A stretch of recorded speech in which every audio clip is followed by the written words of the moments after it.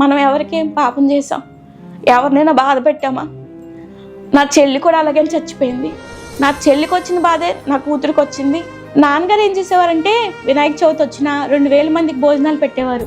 జబ్బు పిల్లని కన్నావు, ఇంట్లోంచి బయటికి రాదు, ఎవరితో ఉండదు. రాత్రి 1 గంటకి నాన్న గొడవకి వెళ్ళి నాన్నతో వెళ్ళిపోయేదాన్ని. కత్తిపోట్లు బీర్ బాటిల్తో పగలగొట్టి కత్తి పెట్టి పొట్టలో పొడిచినప్పుడు కూడా నేను అక్కడికే ఉండేదాన్ని. ప్రేమించి ఎవరు దగ్గరికి తెచ్చుకున్న నా దగ్గరికి ఎవరు లేరు. నిజంగా చెప్తున్నాను బ్రదర్, నాకెవ్వరూ లేరు, యేసై తప్ప.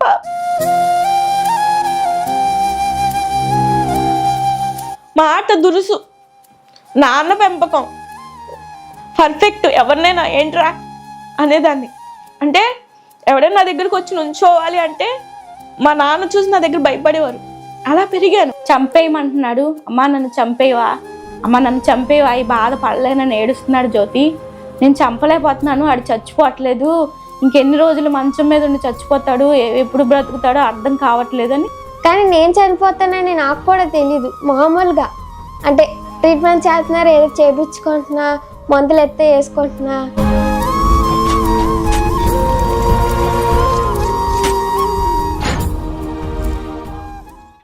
Praise the Lord. నేను మీ తమ్ముడు జోషిని. తన కుటుంబంలో శ్రమ, తన వివాహం అయిన తర్వాత శ్రమ, బిడ్డ పుట్టినప్పుడు శ్రమ, బిడ్డ ఎదుగుతున్నప్పుడు కూడా శ్రమలే. తప్పకుండా ఈ సహోదరి సాక్ష్యం మొదటి నుంచి చివరి వరకు చూడండి. అలాగే అనేక మందికి ఈ వీడియో షేర్ చేయమని కోరుచున్నాను. Praise the lord brother. నా పేరు జ్యోతి. నేను పుట్టింది రాజమండ్రి, పెరిగింది వైజాగ్. ఇప్పుడు మ్యారేజ్ అయ్యి వచ్చింది ఏలూరు. మేము హైందవ కుటుంబంలోనే పుట్టాము. దేవుడు అంటే తెలుసు, యేసయ్య అంటే తెలుసు, తెలియదంటే ఏమీ లేదు. మా ఫ్యామిలీలో మా తాతగారు వాళ్ళ అమ్మగారు దేవుణ్ణి తెలుసుకున్నారు ముందు. ఆవిడ మీదకి పతి అంటారు కదా, పతిలేస్తారు కదా, ఆవిడ వచ్చి దేవుళ్ళతో మాట్లాడించి ఎవరికైనా ఒంట్లో బాగోపోతే ఆవిడ స్వస్థతలు ఇచ్చేది. ఆవిడకే ఒంట్లో బాగోపోతే నిజమైన దేవుడు ఎవరైనా ఉంటే నన్ను రక్షించండి అని ఆవిడ ప్రార్థన చేసినప్పుడు అందరిని అడిగిందంట. అడిగితే ఎవరు మాట్లాడలేదట. యేసయ్య గురించి తెలిసి, యేసయ్య నువ్వు నాకు రక్షిస్తావా, నేను నమ్ముకుంటాను అని. వెంటనే ఆవిడకి ఒళ్ళంతా మంటలు, అరికాల మంటలో ఎప్పుడు బాధ. ఆవిడ రక్షింపబడింది. ఆవిడ రక్షింపబడ్డాక దేవుడు స్వస్థ ఇచ్చారని వాళ్ళ పిల్లలకంటే మా తాతగారికి చెప్పింది. చెప్పాక వేరే కులంలో దేవుడిని మేము పూజ చేయము, నువ్వు మాకు దూరంగా వెళ్ళిపో అని ఆ మామగారు తోసారు. తను వ్యతిరేకించారనమాట. వ్యతిరేకించడం వల్ల తాతగారు దేవుడిని నమ్ముకోలేదు, కానీ ఆవిడ దేవుడిని నమ్ముకున్నారు. ఆ తర్వాత తాతగారికి ఒళ్ళంతా బొల్లి మచ్చలు, పచ్చకాములు వచ్చేసాయి. ఆఖరి స్టేజ్లో ఉన్నారు, చచ్చిపోతారు, ఇంకా బ్రతకరు అనేటప్పటికి అప్పుడు జ్ఞాపకం వచ్చింది, యేసయ్యకి ప్రార్థన చేసుకుంటే బాగుంటుంది కదా అని. ఆయన ప్రార్థన చేసుకున్నాక ఆయన స్వస్థత పొందారు. ఆ తర్వాత మా చిన్నత్త, పెద్దత్త, మా పెద్దనాన్నగారు, మా బాబాయ్ గారు అందరూ దేవుడిని తెలుసుకున్నారు. మా నాన్నగారు కూడా యేసయ్య అంటే తెలుసు, కానీ అందరూ ఒకటే. అందరిలాగే ఆయన్ని కూడా ప్రార్థన చేసుకునేవారు. యేసయ్య అంటే నాకు తెలియదా ఏంటి, నువ్వు ఉంటే నాకు చాలా యేసయ్య అని పాట పాడుకునేవారు. కానీ దేవుళ్ళలోకి రమ్మంటే వచ్చేవారు కాదు. మా ఫ్యామిలీ అంతా దేవుడిని తెలుసుకున్నారు, కానీ మా నాన్నగారు తెలుసుకోలేదు. కాబట్టి మా నాన్నగారుకి చెల్లుంది. ఆవిడ ఏం చేశారంటే మా అక్కకి క్రైస్తవుని ఇచ్చి వివాహం చేశారు. ఆయన వచ్చి సువార్తను ప్రకటించారు. మేము మాకు అన్ని విధాలా పర్ఫెక్ట్గానే ఉండేవి, ఏది తక్కువ లేదు, అన్నీ బాగానే ఉండేవి. తినటానికి తిండి, నాన్నగారు మెకానికల్ ఇంజనీర్. అలాగే మాకు జీవనం గడిచిపోయేది, కానీ ఎప్పుడూ ఏదో ప్రాబ్లమ్స్, మనశ్శాంతి ఉండేది కాదు. అయితే నేను నాన్నతో పెరిగా. నాన్నతో ఏంటంటే చాలా రౌడీజం. బ్రాందీ షాప్కి వెళ్తే బ్రాందీ షాప్కి, వెనకట్లే ఉండేదాన్ని. కొట్లాట్లకి వెళ్తే కొట్లాట్లకి వెళ్ళేదాన్ని. నన్ను వెనకట్లు తీసుకెళ్ళిపోయేవారు. నాకేమీ ఇంటి దగ్గర ఉండి చూసుకోవాలి, ఇంటి దగ్గర ఉండాలి, చదువుకోవాలని లేదు. నా టీచర్ కొట్టినా సరే టీచర్కి వార్నింగ్ ఇచ్చేవారు అనమాట. అలాగా నన్ను పెంచుకొచ్చారు. నేను ఎవరితో మాట్లాడేదాన్ని కాదు, ఎవరేమన్నా సరే నాన్నతో చెప్పేసేదాన్ని. అంత ప్రేమగా పెరిగాను. అలాగే మా బావగారు మా అక్కకి వివాహం చేశారు కదా, ఆయన కూడా సువార్త ప్రకటించేవారు. నీకే నా దేవుడు, నాకు దేవుడు ఉన్నారని మాట్లాడి వ్యతిరేకించాం. ఆ తర్వాత అన్నయ్యకి మిలిటరీ ఉద్యోగం అంటే ఇష్టం. ట్రైనింగ్స్కి వెళ్ళారు 3-4 టైమ్స్. ఆ 3-4 టైమ్స్ సెలెక్ట్ అవ్వలే. అన్నయ్య ఏం చేశారంటే ఊరేసుకొని చనిపోయాడు. నాన్నగారు ఆ రోజు ముందు రోజు ఏమన్నారంటే అన్నయ్య పేరు మీద 2-3 స్థలాలు కొన్నారు. దాటి వల్ల పేపర్స్లో ఏవో ఇబ్బంది వచ్చాయి. అన్నయ్య పేరు మీద బ్రోకర్కి ₹1,00,000 ఇచ్చారు. అది మిస్టేక్ వచ్చింది. నీ పేరు మీద ఏం కొన్నా అవ్వట్లేదురా, చాలా ఇబ్బంది అయిపోతుంది అని ఏదో మాట అన్నారు. అయితే అన్నయ్యకి మెకానిక్ షాప్ అంటే ఇష్టం ఉండదు. దానివల్ల అన్నయ్య కోపం వచ్చి ఉరేసుకొని చనిపోయి. అప్పటి నుంచి మా జీవితాలు తారుమారైపోయి. నాన్న ఇంకా సంపాదించుకుని ఇంట్లో అప్పటికి కొంత డబ్బు ఉంది. ఆ డబ్బు ఉన్నా సరే మనశ్శాంతి లేదు. స్థలాలు ఉన్నాయి, అన్నీ ఉన్నాయి, కానీ మనశ్శాంతి లేదు. అక్కడి నుంచి అన్నయ్య ఉరేసుకున్నారు కాబట్టి అక్కడి నుంచి 6 నెలలు వేరే ఇంట్లో ఉండాలంటే నాన్నగారు అన్నయ్య ఉండేటప్పుడే ఒక ఇల్లు కట్టడం స్టార్ట్ చేశారు. అది పూర్తి అయిపోయింది. అక్కడికి మేము షిఫ్ట్ అయిపోయాం అనమాట. నాన్నగారు ఇంకా తాగడం, అమ్మాయి ఆడవడం, ఇంకా అలా పనిలో ఉంటున్నారు. నాకేం తెలియట్లేదు. బావగారు వచ్చి సువార్త ప్రకటించేవారు. అలాగే గ్రేస్ మేరీ గారని సువార్త ప్రకటించేవారు అనమాట. ఆమె మా ఇంటికి వచ్చేవారు. ఇంటికి వస్తే కుక్కను గసినట్టు గసిసేవారు. నువ్వు వెళ్ళిపో, మా ఇంటికి వచ్చి సువార్తను చెప్పదు, నాకు ఏసే అంటే తెలుసు అని నాన్నగారు పంపించేవారు. అమ్మ ఏడుస్తుంది, నాన్న తాగేసి ఉంటున్నారు. అక్కకి పెళ్ళి అయిపోయి అక్క వెళ్ళిపోయింది. నేను ఒక్కరిదాన్నే అయిపోయాను. చదువు అంటే ఇష్టం లేదు, ఎలాగో మానేశాను కాబట్టి నాకు అంత ప్రాబ్లం లేదు. ఆ తర్వాత ఆవిడ ఎందుకు చెప్పిందో ఒకసారి వెళ్తే బాగుంటుంది కదా అని చెప్పి దేవుని మందిరానికి వెళ్ళాను. ఆ మందిరానికి వెళ్ళిన తర్వాత ఆవిడ చెప్పే సువార్త, ఆవిడ చెప్పే దేవుడి మాటలు చాలా ఆకట్టుకున్నాయి. అక్కడికి వెళ్ళాక అక్కడ ఆవిడ ఒక సంఘానికి వెళ్తారు, హిమానియల్ మినిస్ట్రీస్ కానీ, జాన్ గారు, మేరీ గారు. వాళ్ళు మమ్మల్ని పరిచర్యలు నడిపించారు. సువార్త ప్రకటించడం, దేవుళ్ళ ఆరాధనలో ఉండడం, దేవుడి పనులు చేయడం. చాలా ఇస్త్రాకులు కూడా ఎత్తిన అది దేవుడి పనేనమ్మా, అది వేరే కాదు. మొదటి నుంచి ఆఖరి వరకు ఏ పనైనా అది దేవుడి పనే.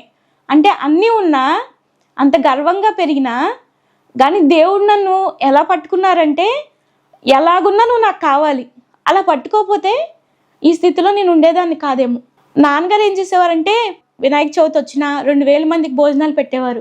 దసరా వచ్చినా భోజనాలు, అవి హడావిడి అన్నీ ఉండేవారు. కనుక నాన్నకు మనశ్శాంతి లేదు. కానీ నేను అక్కడ ఉన్నంతసేపు నాకేమనిపించలే. ఏసీ దగ్గరికి వచ్చాక ఫుల్గా రిలీజ్ అయిపోయాను అనమాట. వీళ్ళతో నాకు అనవసరం, వాళ్ళు ఏడ్చినా వాళ్ళకి మనశ్శాంతి ఏసే ఇస్తారు, నేను వాళ్ళ గురించి ప్రార్థన చేయడం మాత్రమే అని అక్కడి నుంచి నేను చర్చికి వెళ్ళిపోవడం మరి చర్చికి వెళ్ళడం మీ నాన్నగారికి ఇష్టమేనమ్మా? నాన్నగారికి ఇష్టం లేదు చర్చికి వెళ్ళడం ఇష్టం లేదు. అప్పటికి పెళ్లి సంబంధాలు చూస్తుంటే ఇంకా దేవుణ్ణి నమ్ముకున్న వాళ్ళని చేసుకుంటే బాగుంటుంది కదా, సువార్తలకు వెళ్ళిపోవచ్చు, నాన్న దగ్గరకు ఉంటే నాన్న ఏం పంపించట్లేదని చెప్పి ఇంకా ఎలాగో సంబంధాలు చూస్తున్నారు కదా, వెంటనే ఒక సంబంధం వచ్చింది.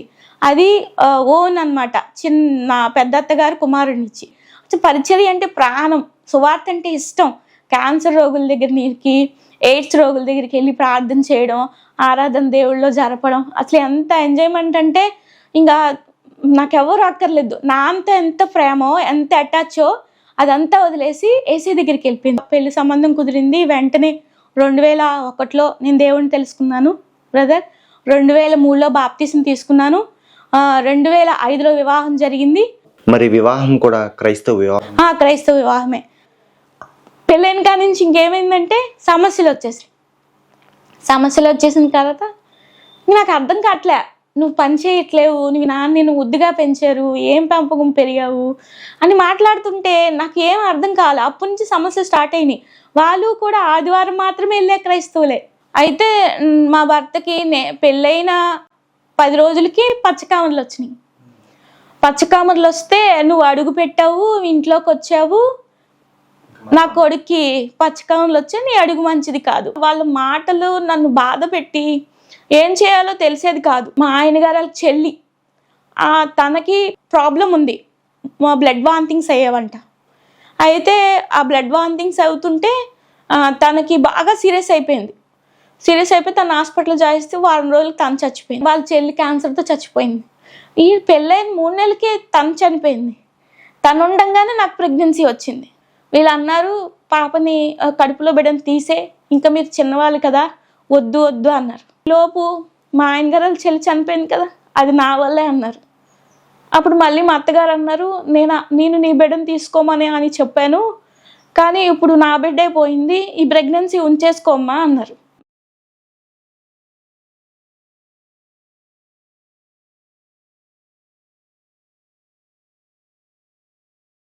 నాకు 60 సెగ్గడ్లు వచ్చినాయి. సరే, ఇంకా నా అడుగు మంచిది కాదన్నారు, నా పరిస్థితి బాగోలేదన్నారు, కానీ నా అడుగు నా దేవుడి దగ్గర పెట్టాను కాబట్టి నాకు అన్నీ మంచిగా జరుగుతాయి. ఆ తర్వాత ఏమైంది, ఇంటికి వెళ్ళాను, ప్రెగ్నెన్సీ కదా, 9th మంత్ వచ్చింది. వైజాగ్లో కేజీహెచ్లో డెలివరీ అయింది. డెలివరీ అయ్యి 2వ రోజుకి పాపకి నాకు ఇద్దరికి కలిపి చికున్ గున్యా స్టార్ట్ అయింది. అప్పుడు ఆ టైంలో చికున్ గున్యా అందరికీ ఉన్నాయి. ఇంకా 3 రోజులు 4 రోజుల వరకు అలా చూసాము. బాడీ అంతా ఉబ్బిపోయి పాపకి నాకు చాలా ప్రాబ్లం అయింది. ఇంకా వెంటనే ఇంటికి రావడం, ఇంటికి వచ్చి 3 నెలల్లో మేము ఆ 3 నెలలు అమ్మగారి ఇంటికాడ ఉండాలి కాబట్టి అక్కడ ఉన్న 3 నెలల్లో ఎప్పుడు జ్వరమే. ఒకరోజు బాగుంటే ఒకరోజు బాగుండేది కాదు. ఒకరోజు బాగా పాలు తాగితే ఒకరోజు వాంతులు అయిపోయేవి, విరోచనాలు అయిపోయేవి. ఏంటి అంత బలహీనం పిల్ల అనుకుని ఎప్పుడు అనుకున్నాం. ఆ తర్వాత అత్తగారింటికి రావడం జరిగింది. ఆటో నడిపేవారు. ఆ తర్వాత కార్ డ్రైవింగ్కి వెళ్ళారు. అప్పుడు మాకు 2,000 మా ఆయన గారికి 2,000 జీతం. పాపకి ఎప్పుడు బాగుండేది కాదు. ఒకరోజు బాగుంటే ఒకరోజు వాంతులు, ఒకరోజు విరోచనాలు, ఒకరోజు జ్వరం, ఏదో ఒక ప్రాబ్లం. పుట్టిన కాడి నుంచి 5వ సంవత్సరం వరకు పడతానే ఉన్నాను ఆవిడతోటి. ఈ ప్రాబ్లమ్స్ వస్తూనే ఉన్నాయి. ఏ రోజు పాప బాగుందనని ఏ రోజు లేదు. ఎప్పుడు ఏదో బలహీనత. ప్రార్థన చేసుకునేదాన్ని, దేవా ఏదైనా ఉంటే బయట పెట్టండి, ఎందుకు ఇంత బాధపడుతున్నాను, నాకేంటి బలహీనత. అందరు పిల్లలు ఆడుకుంటున్నారు అంటే వాళ్ళ పిల్లలు తిరుగుతున్నారని నాకు ఏదో కోపం కాదు. నా పిల్ల ఎందుకు అలా ఇంట్లో ఉండాలి? అర్థం చేసుకుందాం బ్రదర్. నేను ఒక విధంగా ఏంటంటే నా కూతురైనా తిరగకుండా ఉండాలి. జబ్బు పిల్లని కన్నావు, ఇంట్లోంచి బయటికి రాదు, ఎవరితో ఉండదు, అసలు అన్నం తినేది కాదు, చాలా నరకం అనుభవించేదాన్ని. అలాగా ఏదైనా ఉంటే బయట పెట్టండి అని చెప్పి అలాగా ప్రార్థన చేసుకున్నట్టే అరిచేతుల మీద ఇలా పట్టుకొని వెళ్తున్నట్టే కనబడేది. కొన్ని రోజులు మెడిసిన్ వాడాక మళ్ళీ ప్రెగ్నెన్సీ వచ్చింది. ప్రెగ్నెన్సీ వస్తే బాబు కడుపులో పడ్డాడు. బాబు కడుపులో 5వ నెల, పాపకి 5వ సంవత్సరం. పాపకి 5వ సంవత్సరం వరకు నేను ప్రాబ్లము ఫేస్ చేశాను అని అన్నాను కాబట్టి 5వ సంవత్సరం వరకు దేవుడు నడిపించాడు. అప్పటి వరకు ఏదో ఒక ప్రాబ్లం పాపకి. ఒకరోజు వాంతులు, ఒకరోజు జ్వరము, ఒకరోజు విరోచనాలు అట్లానే ఉన్నాయి. ఇంకా పాపకి ఏమైతే 2 కాళ్ళు చేతులు పడిపోయి పనిచేయట్లా, నడవలేకపోతుంది. స్కూల్కి తీసుకెళ్తే నేను నడవలేనమ్మా, తీసుకెళ్ళు అనేది. పాప గురించి ప్రార్థన చేసుకుంటున్నాను, ఇటు బాబు కడుపులో ఉన్న బాబు గురించి ప్రార్థన చేసుకుంటున్నాను. 2 విధాల పాపను ఎప్పుడు ఈ అరిచేతుల్లో పట్టుకుని తీసుకెళ్తున్నట్టే ఉండేది. అయితే సరే ఇంకా బాగా జ్వరం వచ్చేసింది. బాగా జ్వరం తగ్గట్లా మన ఏలూరు గొగ్నేని సాంబశివరావు హాస్పిటల్కి తీసుకెళ్ళాను. అయితే సెలైన్ ఒకటి పెట్టారు నీరసానికి. సెలైన్ పెట్టారు పాపకి. పెట్టగానే ఇంక ఇంటికి తీసుకొచ్చా. ఇంటికి తీసుకొస్తే పాపకి ఒళ్ళంతా బ్లడ్ క్లాట్ అయిపోయింది. క్లాట్ అయిపోయింది ఏంటి, అక్కడక్కడ గడ్డలు వచ్చేసేది. తెల్లగా ఒకటి ఉంటుంది, ఆ తెల్లదనం మీద మొత్తం వీపు మీద చేతులు కాళ్ళు అన్నీ గడ్డలు కట్టేసినాయి. నల్లగాన దోమ కుట్టినా ఏం కుట్టినా లేకపోతే దెబ్బ కొడితే ఎట్లా అయిపోద్దో అలా క్లాట్స్ వచ్చాయి. క్లాట్స్ వచ్చేస్తే ఇంకా పాపను మళ్ళీ హాస్పిటల్కి గొగ్నేని సాంబశివరావు తీసుకెళ్ళా. పాపను తీసుకెళ్ళాక అమ్మ ఈ టెస్ట్ కాదు ఇంకొక టెస్ట్ చేయాలి, ప్లేట్లెట్స్ అయ్యి టెస్ట్ చేయాలి అన్నారు. సరే సార్ చేయండి అని బ్లడ్ తీసుకున్నారు. సాయంత్రం రామా రిపోర్ట్ వస్తుంది అన్నారు. సరే ఇంకా నేను వెళ్ళిపోయిన తర్వాత సాయంత్రం ఆ టెస్ట్ గురించి మళ్ళీ పాపను తీసుకెళ్ళాక డాక్టర్ ఒకటే అన్నాడు, నీతో ఎవరు రాలేదా? నాతో ఎవరు రాలేదు సార్ అన్నాను. అయితే నీతో పెద్దోళ్ళని ఎవరినైనా తీసుకురా అమ్మా అన్నారు. సరే అయితే పెద్దోళ్ళు ఎవరు లేరండి, కానీ వదిన గారు ఉన్నారు, ఈ 2 ఇల్లు అవతల అని చెప్తే సరే రమ్మన్నారు. వచ్చారు, నుంచున్నారు. డాక్టర్ గారు ఏమన్నారంటే, అమ్మ పాపకి క్యాన్సరు, చచ్చిపోద్ది, బ్రతకదు, బేగా నిమ్స్కి తీసుకెళ్ళిపోండి, లేకపోతే హైదరాబాద్లో ఏ హాస్పిటల్ ఉంటే హాస్పిటల్కి తీసుకెళ్ళిపోండి అని. బ్లడ్ టెస్ట్లో ఏమొచ్చిందంటే బ్లడ్ 6కి వచ్చేసింది, 6 పాయింట్స్కి వచ్చింది పాపకి. ప్లేట్లెట్స్ 20,000కి పడిపోయాయి. WBC 2,000కి వచ్చేసింది. కాళ్ళు చేతులు పనిచేయట్ల, జ్వరము, చాలా ఇబ్బంది అయిపోతుంది. అయితే ఇంటికి తీసుకొచ్చేసాం. ఇంటికి తీసుకొచ్చే దారిలోనే ఈయన ఒకటే అన్నారు, మనం ఎవరికేం పాపం చేసాం, ఎవరినైనా బాధ పెట్టామా? నా చెల్లి కూడా అలాగే చచ్చిపోయింది. ఇప్పుడు ఈ అమ్మాయి కూడా నా చెల్లె పుడుతుంది అనుకున్నాను, నా చెల్లె అనుకున్నాను, కానీ నా చెల్లికి వచ్చిన బాధే నా కూతురికి వచ్చింది అని దారిలో వెళ్తుండగానే మాట్లాడారు. దేవుడు మనకున్నాడు, భయపడక్కర్లేదు, ఏ విషయంలోనైనా మనకు సాయం చేస్తారని చెప్పి నేను, నా భర్త, నా పాప ఇంటికి వెళ్ళిపోవడం జరిగింది. మరి హైదరాబాద్ వెళ్ళాలంటే డబ్బులు కావాలి. ఆ రోజు నైటే మన ఏలూరు ఆశ్రమ హాస్పిటల్కి, ఆ తర్వాత మన క్యాన్సర్ హాస్పిటల్కి, వంగయ్యగూడెం క్యాన్సర్ హాస్పిటల్కి మరుసటి రోజు, ఆ తర్వాత మణిపాల్కి వెళ్ళాము, విజయవాడ మణిపాల్కి. మణిపాల్లో 20 లక్షలు అడిగారు. ఆన్కాలజిస్ట్ లేరు. ఆశ్రమ హాస్పిటల్లో ఈ చిన్నదానికి చిన్న వాటి క్యాన్సర్కి అయితే మేము చూస్తాము, పాపకి పెద్ద పెద్ద క్యాన్సర్కి అయితే ఇక్కడ చూడము, ఆయన వెళ్ళిపోమన్నారు. వంగేగూడెంలో కూడా అట్లానే అన్నారు. ఇది బాడీ పరంగా గెడ్డలు ఎక్కడెక్కడ ఉంటే వాటికి మాత్రమే చేస్తామమ్మా, ఇది బాగా సివియర్ క్యాన్సరు, మరి ఇక్కడ ఎక్కడా లేదు, మీరు హైదరాబాదే తీసుకెళ్ళిపోవాలని. సరే మళ్ళీ ఇంటికి తీసుకొచ్చేసాం. మరి ఆరోగ్యశ్రీ లేదు, రేషన్ కార్డు లేదు, చేతిలో డబ్బులు లేవు, ప్రార్థన మాత్రమే మాకు సాయం. మా సంఘం ఒక 3 రోజులు ఇంట్లో ప్రేయర్ పెట్టారు. మా సంఘం వచ్చి మేము బేతేలు ప్రార్థనా మందిరానికి వెళ్తాం. అక్కడ మా సంఘం శ్రీనన్న, మనక్క, వాళ్ళ ఫ్యామిలీ, మాకు తెలిసిన వాళ్ళందరూ, నా స్నేహితులు, నాకు ఎవరైతే తెలుసో వాళ్ళందరికీ ప్రార్థనా సాయం కోరాను. మా పాస్టర్ గారు వీరందరూ ప్రార్థన చేస్తున్నారు. ఈ 3 రోజుల్లో ఆరోగ్యశ్రీ కావాలి, రేషన్ కార్డు రావాలి. ఈ 3 రోజుల్లో ఆరోగ్యశ్రీ రేషన్ కార్డు ఎట్లా వస్తుంది? ఎవరికీ రాదు సాధారణంగా. అయితే ఈ 3 రోజులు ఇంటి దగ్గర ఉండి ఎప్పుడు ప్రాణం పోతుందో తెలీదు. తిన్నది వంట పట్టలేదు, పాపకి వాంతులు అయిపోతున్నాయి, కాలు తీసి కింద పట్టట్లేదు. నాకు బెడ్ రెస్ట్ రాశారు, 5 నెలలు ప్రెగ్నెన్సీ. మరి నాకు ఏం పరిస్థితి? అమ్మ రాలే, నాన్న రాలే, చేతిలో డబ్బులు లేవు. ఖర్చు అంతా నాకు ఖర్చు పెట్టడం మాత్రం నాకు బాగా తెలుసు నాన్న దగ్గర ఉన్నంతసేపు. నా భర్త ఏంటంటే ఒకళ్ళని అడగకూడదు, ఒకళ్ళ దగ్గర చేయి చాచకూడదు, నా సంపాదనే నాది అన్న స్థితిలో తను ఉండేవారు. ఏ రోజు ఎవరిని ఆశించలేదు. సరే ఇంకా నా మెడలో బంగారం తాడు ఉంది, ఆ తాడు 20,000కి తాకట్టు పెట్టి పాపని ఇంకా తీసుకెళ్ళడానికి రెడీ అవుతున్నాం. ఆరోగ్యశ్రీ ఆ ప్రార్థన వల్ల 3 రోజులకి ఆరోగ్యశ్రీ వచ్చింది. ఆరోగ్యశ్రీ తీసుకొని ఆ తాడు తాకట్టు పెట్టిన డబ్బులు తీసుకొని ఇంట్లో ఒక 10,000 ఉంటే పట్టుకొని మేము నిమ్స్కి వెళ్ళాం. నిమ్స్కి వెళ్ళిన తర్వాత ముందు స్టార్టింగ్ ప్రార్థన ఉండాలి కాబట్టి జీసస్ కాల్స్కి వెళ్ళి అక్కడ ప్రార్థన సహాయం కోరి పాపను అక్కడ పిల్లల భాగస్వామిలో చేర్చి హాస్పిటల్కి వెళ్ళడం జరిగింది. హాస్పిటల్కి వెళ్ళాక డాక్టర్ గారి దగ్గర తీసుకెళ్ళటానికి ఓపీ తీసుకున్నాం. లోన్కి వెళ్ళాం. లోన్కి వెళ్ళి కూర్చున్నప్పుడు, అమ్మ పాపకి ట్రీట్మెంట్ స్టార్ట్ చేస్తాం కదా, 2 లక్షలు ఆరోగ్యశ్రీ వస్తుంది, 2 సంవత్సరాలు ట్రీట్మెంటు, 10 రక్తం ప్యాకెట్లు ఉండాలి, మధ్యలో ఏదైనా ప్రాబ్లమ్స్ వస్తాయి, వాటన్నిటికీ తట్టుకోవాలి, వెంటనే ఎమర్జెన్సీగా మెడిసిన్ రాదు, అవి మీరు తీసుకోవాలి. ఈ 2 సంవత్సరాలు ట్రీట్మెంట్ చేసి ఈ 2 సంవత్సరాల్లో ఏ ట్రీట్మెంట్లో నేను లోపం వచ్చి ఏదైనా ప్రాబ్లం వస్తే పాప చచ్చిపోతుంది, బ్రతకదు, మేము హోప్స్ ఇవ్వము, మీరు ఉంచితే ఉంచండి, లేతే తీసుకెళ్ళిపోండి అని. ఇంకా నేను బయటకు వచ్చేసిన తర్వాత తనతో అన్నా, మన దేవుడు గొప్పవాడు, మన దేవుడు మనల్ని విడిచిపెట్టడు, మన దేవుడు మనల్ని ఎందుకు వదిలేస్తాడు. నీ జీవితంలో ఇన్ని శ్రమలు వచ్చినప్పుడు కూడా దేవుని విడిచిపెట్టడం, అలగడం, సొనగడం అటువంటి దేవుడిని ఎప్పుడు అలగలే. ఎందుకంటే ఒకటే అనుకునేదాన్ని, నేను శ్రమల నుంచే వచ్చా. నేను ఒకటే నాన్నతో తిరిగాను, చెప్పాను, నాన్నతో ఉన్నాను, నాన్నతోనే ఉండేదాన్ని. గొడవలు అలవాటు, ఏ ఇబ్బంది అయినా సరే రాత్రి 1 గంటకి నాన్న గొడవకి వెళ్ళి నాన్నతో వెళ్ళిపోయేదాన్ని. కత్తిపోట్లు, బీర్ బాటిల్తో పగలగొట్టి కత్తి పెట్టి పొట్టలో పొడిచినప్పుడు కూడా నేను అక్కడికే ఉండేదాన్ని. ఏ రోజు నేను దేవుడిని వ్యతిరేకించలేదు, ఏ రోజు నేను ఒక్క మాట కూడా అనలేదు. ఎందుకు అనాలి? అందరికీ సమస్యలు ఉంటాయి, కానీ సమస్యల నుంచి ఎవడు వినిపిస్తారు? దేవుడే కదా. మనుషులైతే సాయం చేస్తారా?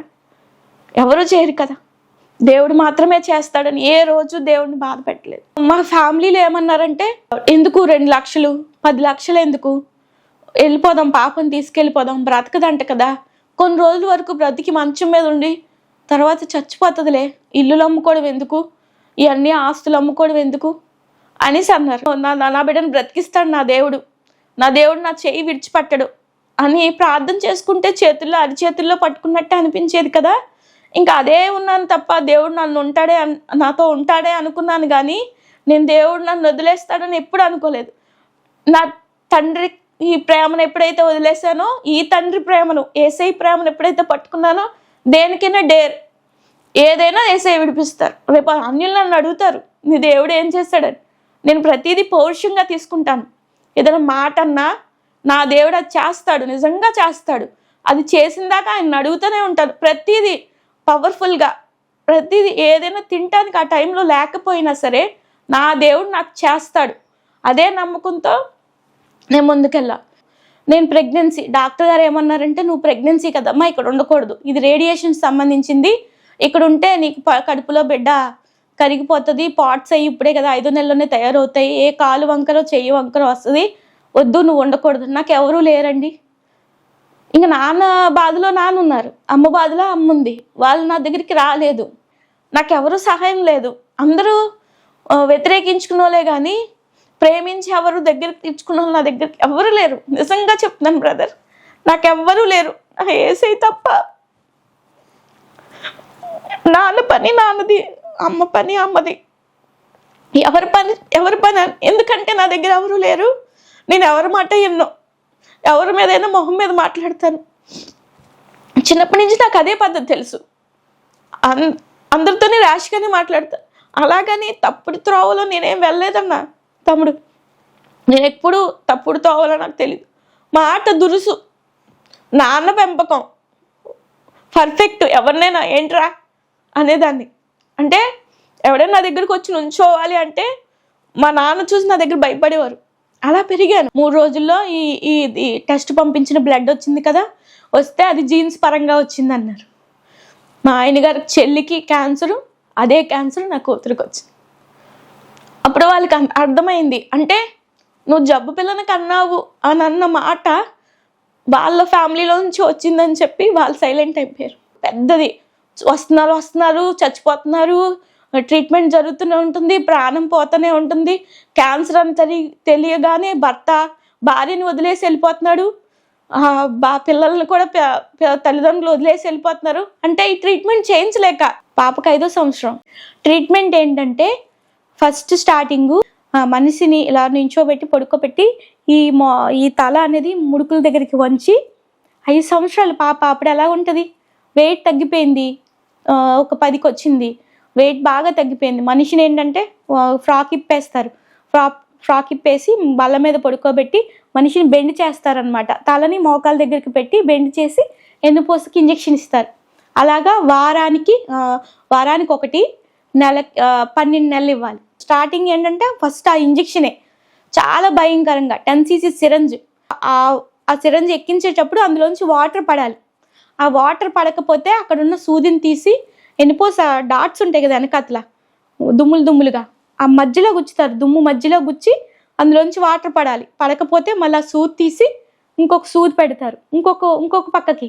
మళ్ళీ అందులోంచి వాటర్ పడ్డాక అది టెస్ట్కి వెళ్తుంది. ఆ వాటర్ పడకపోతే 4-5 సార్లైనా గుచ్చుతారు. చాలా భయంకరం. ఇలా మనిషిని ఇక్కడికి వంచి ఇవ్వడం అంటే 5 సంవత్సరాల పాపని చాలా కష్టం. కీమోస్ ఇస్తారు.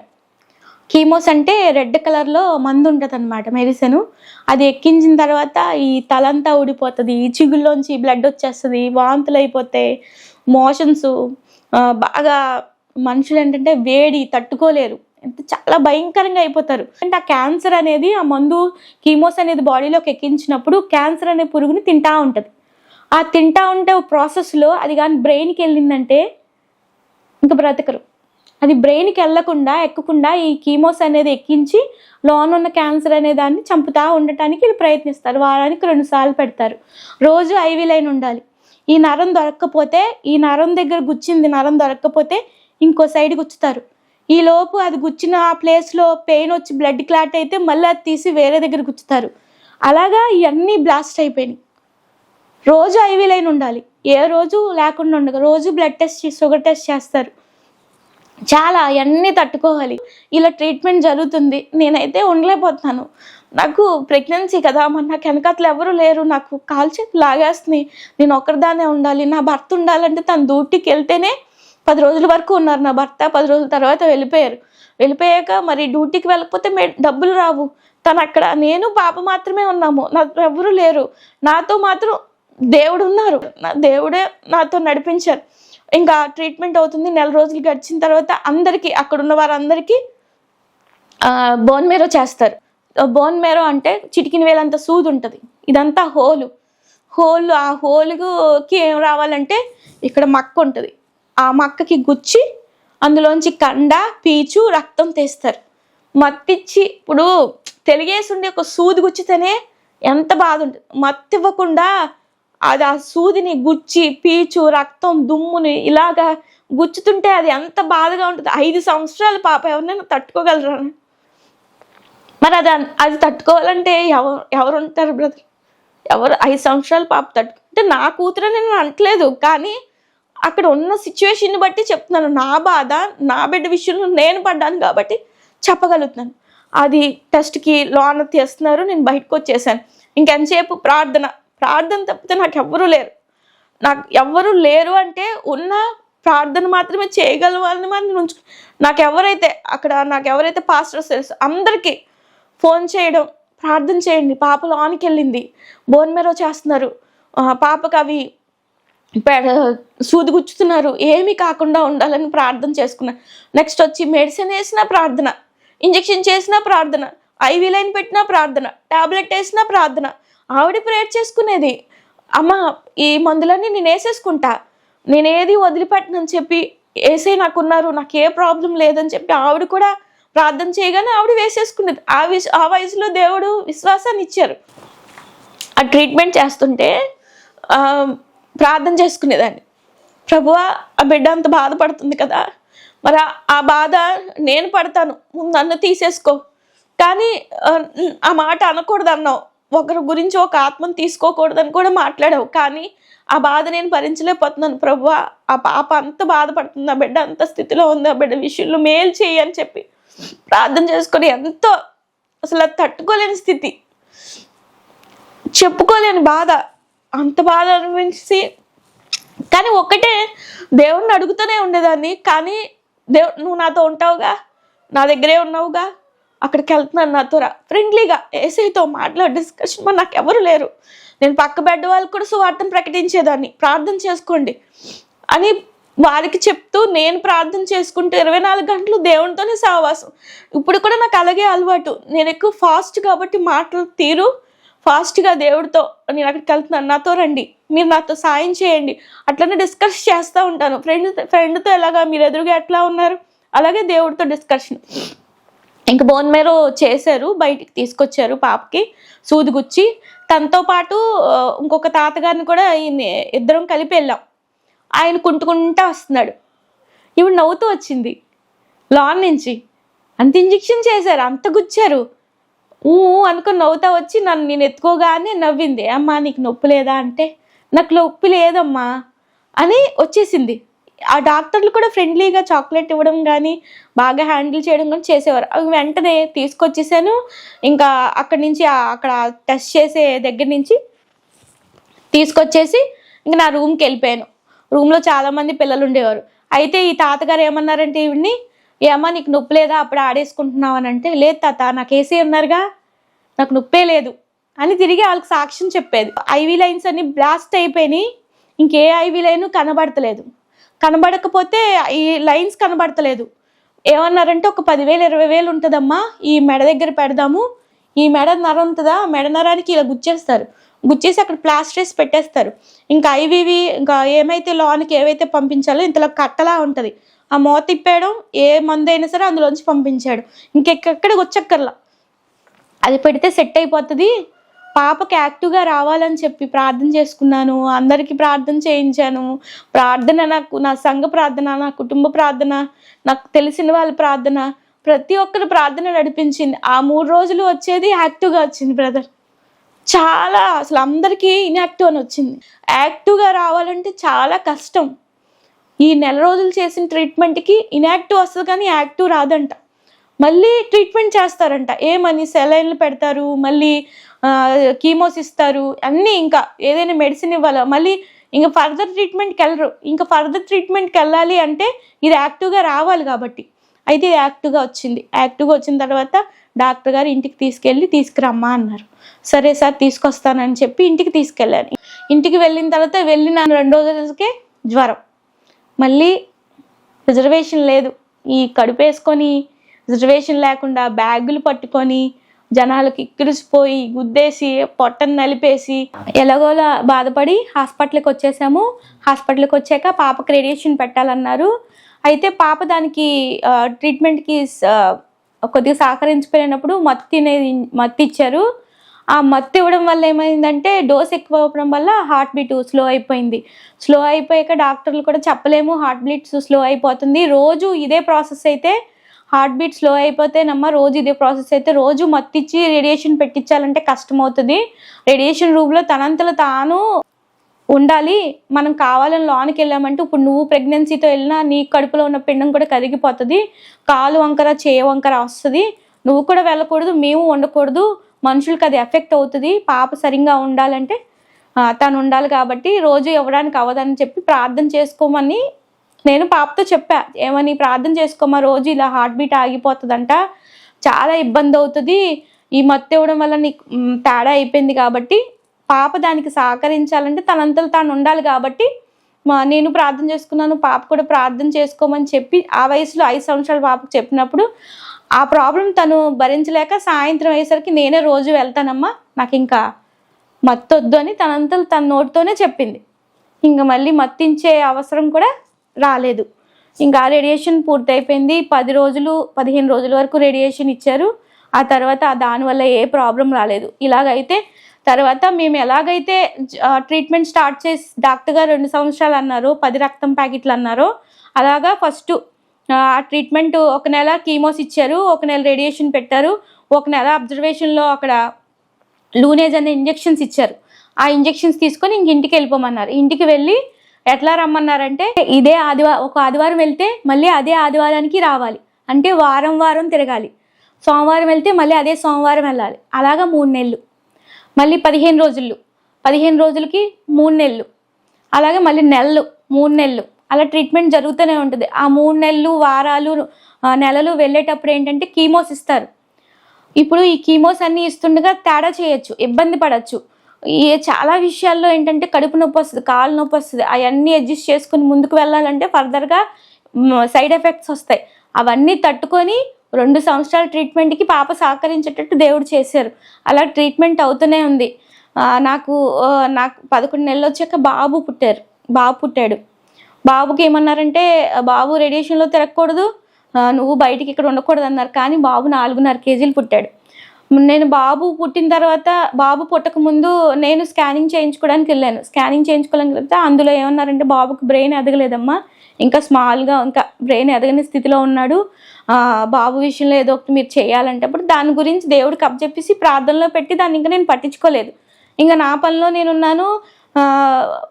9వ నెల అయిపోయింది, 10వ నెల వచ్చింది, 11 నెలలు స్టార్ట్ అయిపోయింది. ఎందుకంటే పాపను వదిలేస్తే ట్రీట్మెంట్ జరగదు, మరి నేను వెనకాతలు వెళ్ళాలి కాబట్టి బాబు పుట్టాడు. పాపని అలాగా 2 సంవత్సరాలు తిప్పాక డాక్టర్ గారిని అడిగాను, ఆఖరి స్టేజ్ వచ్చేసింది, డబ్బులు లేవు, చాలా ఇబ్బంది పడిపోతున్నాం, వారానికి 7,000, నెలకి 15 రోజులకి వచ్చి 10,000 అలాగ అవుతూనే ఉన్నాయి. డబ్బులు ఎక్కడి నుంచి తేవాలో తెలీదు. చాలా వరకు చాలామందికి మేము లేనప్పుడు డబ్బు సహాయం చేసేవారంట, మాకైతే ఎవరు ఇవ్వలేదు, దేవుడు మాత్రమే ఇచ్చారు. అయితే సరే, ఈ విషయాలు నేను డబ్బు విషయం గురించి బాధపడుతూనే ఉన్నాను. పాపకు ట్రీట్మెంట్ అవుతూనే ఉంది, ఇంకా అలా ట్రీట్మెంట్ జరుగుతూనే ఉంది. జరుగుతున్నప్పుడు డాక్టర్ గారిని అడిగాను, డాక్టర్ గారు ఇంకెన్ని నెలలు తిరగాలి, ఇంకెన్ని సంవత్సరాలు తిరగాలంటే పాపను స్కూల్లో జాయిన్ చేయమ్మా అన్నారు. స్కూల్లో జాయిన్ చేస్తే ఎట్టా సార్, మరి ట్రీట్మెంట్ జరుగుతుంది కదా అని 2013లోని డాక్టర్ గారు ఏమన్నారంటే పాపకి క్యాన్సర్ తగ్గిపోయింది, ఇంకా నువ్వు ఏ విషయంలో కూడా పాపను తీసుకురావక్కర్లేదు అనేసారు. చాలా సంతోషపడ్డాను. చాలా సంతోషపడి ఈ ట్రీట్మెంట్కి అందరూ చచ్చిపోతున్నారు. ఇప్పుడు నేనేమన్నానంటే ఒకటే అనుకున్నా, పాప బ్రతికితే నీ సేవకి ఇస్తాను అని. ఆ ట్రీట్మెంట్ జరుగుతుండగానే చాలామంది చచ్చిపోయారు. ఏ విధంగా అంటే ఒక 3 నెలలు వస్తారు, 3 నెలలు కడుపు నొప్పి అని వస్తారు, వచ్చి జాయిన్ అవుతారు. జాయిన్ అయిన తర్వాత ఈ బోన్ మేరో రేడియేషన్ అవన్నీ అయిపోతాయి. ఇంకా డాక్టర్ గారు ఏమంటాడంటే ఈ ట్రీట్మెంట్కి పిల్లలు సహకరించట్లేదు, బిడ్డలు సహకరించట్లేదు, మీ ఇంటికి తీసుకెళ్ళిపోమంటారు. మందులు ఇవ్వకుండా ఏం చేస్తారంటే ఇంట్లో ఉండి ఎన్నైతే నెలలు ఉంటారో అన్ని నెలల నుంచి చచ్చిపోతారు. ఎలాగైతే చచ్చిపోతారు మళ్ళీ నేను చెప్తాను. ముందు కళ్ళు కనబడవు, మందులు ఇవ్వరు కాబట్టి పట్టుకి తీసుకెళ్ళిపోమంటారు ఇంటికి. తర్వాత 2 కాళ్ళు చేతులు పడిపోతాయి, ఈ స్కిన్లోంచి బ్లడ్ వచ్చేస్తుంది, నోట్లోంచి రక్తం వచ్చేస్తుంది, యూరిన్లోంచి బ్లడ్ వచ్చేస్తుంది, ఇంకా బ్రతకరు. నాతో పాటు మా పాపతో పాటు ట్రీట్మెంట్ చేయించుకున్న బాబు వాళ్ళ అమ్మగారు ఫోన్ చేసి, నువ్వు పాపకి ఏం పెడుతున్నావు అంటే, ఏమీ లేదు, బాగానే పెడుతున్నాను, అయితే ప్రార్థన మాత్రం చేస్తున్నాను, నువ్వు ప్రార్థన చేసుకో బాబు గురించి అంటే, బాబు ఎలా ఉన్నాడు ఏంటంటే రోజు చంపేయమంటున్నాడు, అమ్మా నన్ను చంపేయవా, అమ్మ నన్ను చంపేవి అవి బాధపడలేనని ఏడుస్తున్నాడు జ్యోతి. నేను చంపలేకపోతున్నాను, ఆడు చచ్చిపోవట్లేదు, ఇంకెన్ని రోజులు మంచం మీద ఉండి చచ్చిపోతాడు, ఎప్పుడు బ్రతుకుతాడో అర్థం కావట్లేదు అని ఆవిడ నాకు ఫోన్ చేసినప్పుడు చాలా రోజుల వరకు బ్రతికాడు. మరి తర్వాత ఏమైందో తెలియదు, తను చచ్చిపోయాడు. ఈ ట్రీట్మెంట్ అనేది చాలా చేయడం చూడ గొప్ప. ఏఎల్ఎల్ ఎప్పుడూ బ్రతకరు. ఏఎల్ఎల్ అంటే ఏఎల్ఎల్ లుకేమియా, బ్రతకరు, చచ్చిపోయే స్టేజే. కానీ దేవుడు నా బిడ్డకి ఏంటంటే 10 లక్షలు అన్నారు, 10 లక్షలు అవల, 10 రక్తం ప్యాకెట్లు అన్నారు, రెండు రక్తం ప్యాకెట్లు అయ్యాయి. ఫర్దర్గా ఏదైనా ప్రాబ్లమ్స్ వస్తాయి అన్నారు, అవి రాలా.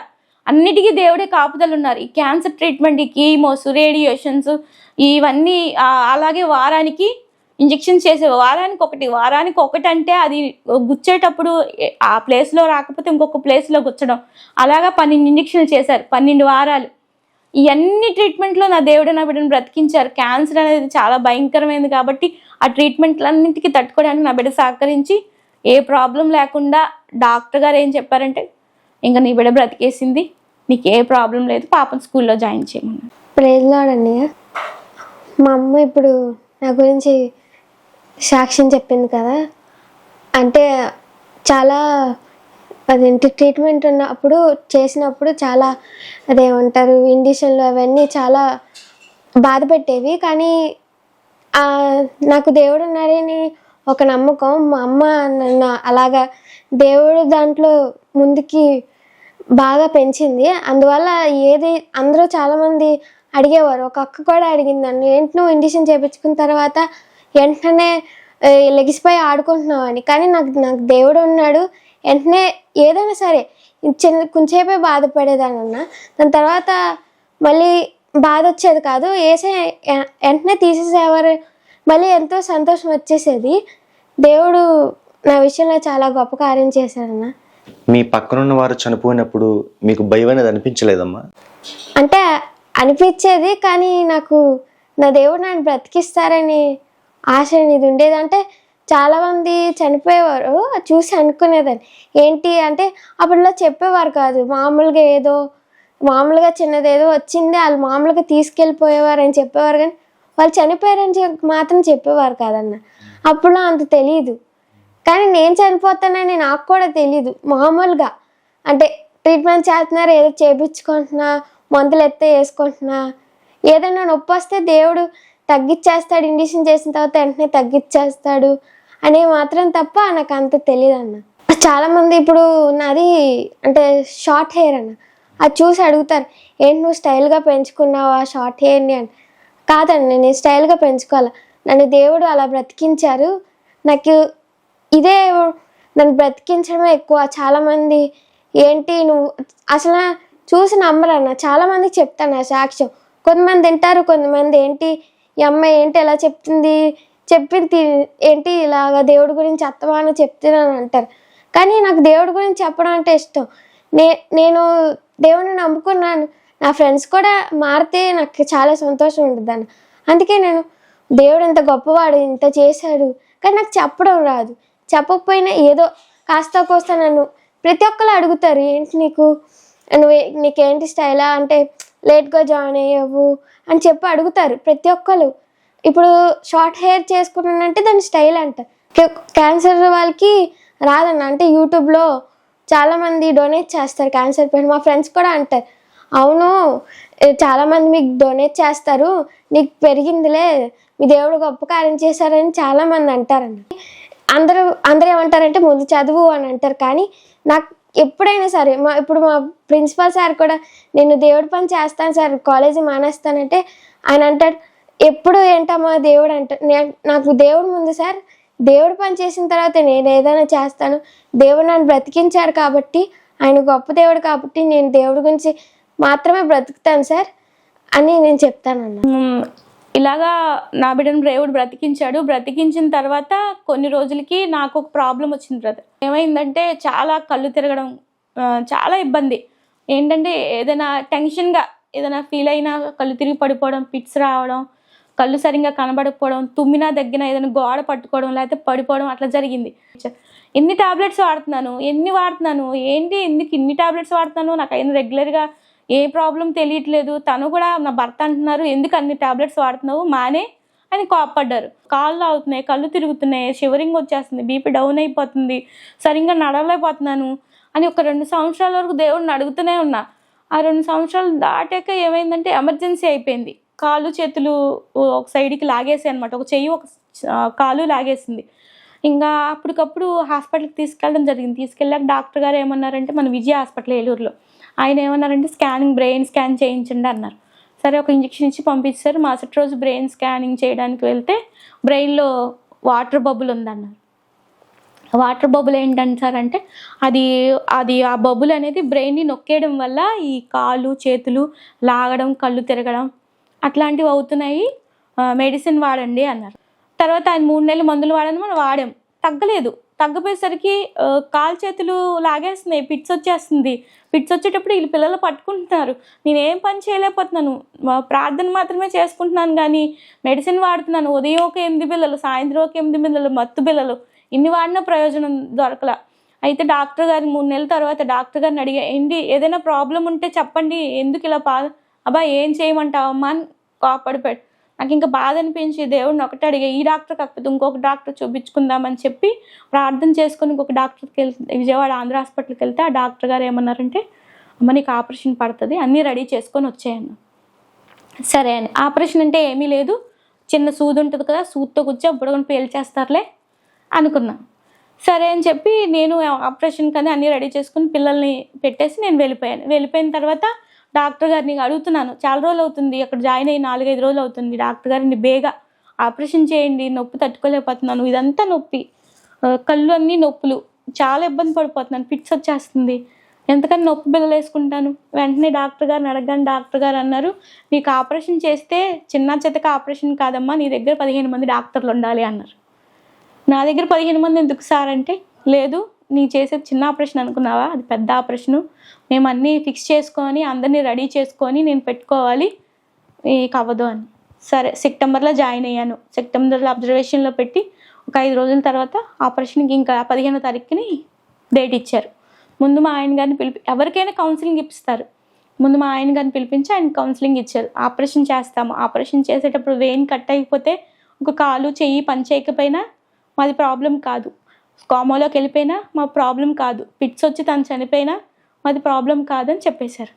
ఈయన నా దగ్గరికి వచ్చి ఏడుస్తున్నారు, కళ్ళు అయి తుడుచుకున్నాక ఈయనకి ఒక్కరికే భయం వేసి మా వదిన గారిని మా అక్కగారిని అందరిని పిలిపించి మాట్లాడితే ఏమైందంటే, నేను ఒకటే అన్న ఆయనతోటి, మన దేవుడు గొప్పవాడు, మన దేవుడు బ్రతికిస్తే బ్రతికిస్తాడు, లేదా ఆయన చిత్తమైతే తీసుకెళ్ళిపోతాడు, నువ్వేం భయపడకు, పిల్లల్ని జాగ్రత్తగా చూసుకో, చనిపోతే వేరే పెళ్లి చేసుకో అంటే నేను కామెడీగా చెప్తున్నాను, ధైర్యం చెప్తున్నాను, తనకి కూడా ఏదో ఓదార్పు అంటే నేను మాత్రం యాడ్లే, ఒకటే ప్రార్థన చేసుకున్నాను, దేవా నాతో ఉండు, నాకు వెలుగుని నువ్వు నా చేయి పట్టుకో, ఏదైనా చెయ్యి, ఈ క్యాన్సర్ అనే వ్యాధి నుంచి నా కూతుర్ని బ్రతికించినప్పుడు, ఇన్ని సమస్యల నుంచి బ్రతికించినప్పుడు నన్ను బ్రతికించలేవా, వీళ్ళందరూ డల్గా ఫీల్ అవుతున్నారు, తను కూడా ఏడుస్తున్నాడు, అవన్నీ నాకు కాదు, నువ్వు నాతో ఉన్నావు కాబట్టి నన్ను ఎలాగైనా బ్రతికిస్తావు అని చెప్పి ఒకటే ప్రార్థన చేసుకో. అలాగే ఆ సెప్టెంబరు తన కౌన్సిలింగ్ ఇస్తే నేను తనతో మాటలు చెప్పా, పెళ్ళి చేసుకో, జాగ్రత్తగా ఉండు, నీ ఏజ్ చిన్నదే, నువ్వేమే ఇది కాదు అని చెప్పేశాక అట్లా మాట్లాడకు అని అంటే, లేదు అని చెప్పి ఇంకా మరుసటి రోజు 14వ తారీఖుని కౌన్సిలింగ్ ఇచ్చారు. 15వ తారీఖుని ఆ థియేటర్లోకి తీసుకెళ్ళటానికి తెల్లవారి 5:30కి వెళ్ళాను, 12:30కి వచ్చాను. థియేటర్లోకి వెళ్ళాక తెల్లవారు 5:30కి తీసుకెళ్ళారు. మళ్ళీ నా సర్జరీ అయిన తర్వాత 12:30కి బయటకు వచ్చాను. డాక్టర్ గారు ఇవన్నీ చెప్పారు కదా, కాలు పనిచేయదు, చెయ్యి పనిచేయదు, నోరు మాట్లాడలేదు, ఏదైనా సరే ఏదైనా ప్రాబ్లం వస్తుంది. అయితే నా ఆపరేషన్ ఎలాగంటే, ఇక్కడి నుంచి పుర్రే పగ్గలు కొట్టి ఇక్కడి నుంచి ఇక్కడికి 32 కుట్లు, 6, 7, 8, 9, 10, 11, 12, 6:30 గంటల ఆపరేషన్, 7:30 గంటలు ఆపరేషన్ చేసి బయటికి తీసుకొచ్చేటప్పుడు డాక్టర్ గారు కాలు కొట్టి కాలు కదుపు అన్నారు. కాలు కదిపాను. మాట్లాడమంటే ఏం పేరు, నీ పేరు జ్యోతి అని చెప్పాను. ఒక చేయి వంకర రాలే, ఒక కాలు వంకర రాలే, నోరు తడబడలే, ఏమీ కాకుండా దేవుడు నన్ను ఆపరేషన్ మేజర్ సర్జరీ నుంచి దేవుడు బ్రతికించాడు. వీళ్ళందరూ ఆశ్చర్యపోయారు. అలాగే సాక్ష్యం చెప్పుకున్నాను. అలాగే ఆపరేషన్ జరిగే ముందు కూడా దేవుడిని ఒకటే అడిగా, నువ్వు స్వస్థపరిస్తే నాకు ఆపరేషన్ దాకా వెళ్ళాల్సిన అవసరం లేదు కదా దేవుడా, నువ్వు స్వస్థపరచచ్చు కదా అని అంటే, దేవుడు ఒకటే ఏదైతే వాగ్దానం ఇస్తాడో అదే నెరవేరుస్తారు. కాబట్టి మా చర్చిలో ఒక ఆవిడికి దర్శనం వచ్చింది. ఆ దర్శనంలో నా తలకి క్లాత్ కట్టినట్టు కనబడిందంట. ఆవిడ మాట నేను కూడా కాదన్నాను. ఏమని? ఆవిడ కనబడింది, ఆవిడకి ఏది కనబడినా అది నెరవేరుతుంది. ఆవిడ దేవుడు మాట్లాడతారు. అయితే సరే దర్శనాలు వస్తాయి, ఆ దర్శనాలు నెరవేర్పు వస్తుంది కాబట్టి ఆవిడ మాట మీద ఆవిడకి వచ్చింది. కానీ మీరు నా మాట విని నాకు ఆపరేషన్ లేకుండా చేయండి అని హోల్ పెట్టి తీసేస్తానన్నది 32 కుట్లు వేశారంటే నా పరిస్థితి ఏంటి బ్రదర్? కానీ దేవుడు నన్ను బ్రతికించి మళ్ళీ సజీవంగా ఒక భర్తకి భార్యగా, పిల్లలకి తల్లిగా నన్ను ఉంచారు. మళ్ళీ దేవుడు పరిచయం చేయటానికి దేవుడు నన్ను బ్రతికించాడు. దేవుడు చేసిన నా దేవుడిచ్చిన బ్రతుక్కి ఆయన ఇచ్చిన బ్రతుక్కి ఏదైనా పని చేయాలి, ఆయన గురించి ఏదైనా బ్రతకాలి, పని చేసి దేవుని సువార్త ప్రకటించాలని ఆశ.